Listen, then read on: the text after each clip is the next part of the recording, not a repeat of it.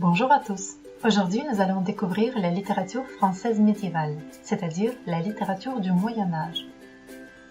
En fait, qu'est-ce que c'est que le Moyen-Âge? C'est une époque assez longue qui embrasse 10 siècles.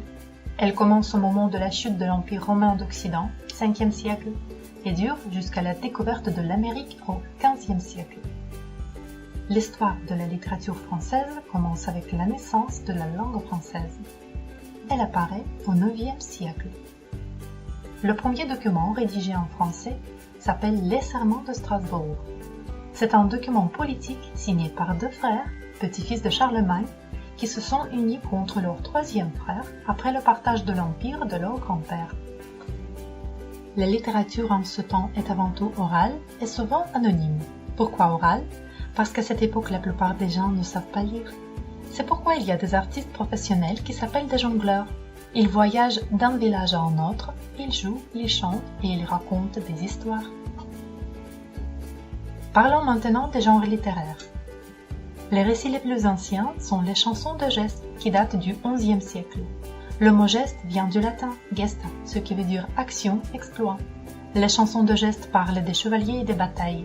Elles racontent des événements historiques réels où s'ajoutent toujours des mythes et des légendes. La chanson de Roland est la plus célèbre de toutes les chansons de gestes. Son auteur est inconnu. À côté de la littérature épique, se développe la littérature courtoise. Le thème principal de tous les poèmes romans courtois, c'est l'amour. L'amour pour une dame noble. Les poètes qui composent les poèmes courtois s'appellent les troubadours et les trouvères. Les troubadours, ce sont des poètes qui s'expriment en langue d'oc, dialecte du sud de la France. Les trouvères sont des poètes qui parlent la langue d'Eule, dialecte du nord de la France. À partir du XIIe siècle, on voit apparaître la littérature satirique, dite aussi littérature bourgeoise. Les œuvres satiriques parodient le roman courtois, ou bien représentent la vie des bourgeois et des paysans. Tel est le roman de Renard, dont les personnages sont des animaux qui se conduisent comme des humains.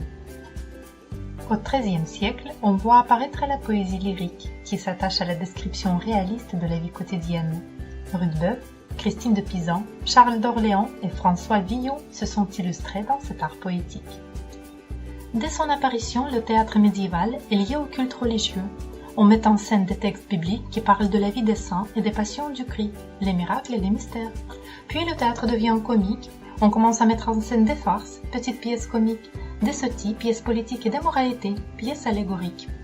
La farce de Maître Patelin est la farce la plus célèbre. Voilà, maintenant vous connaissez les débuts de la littérature française.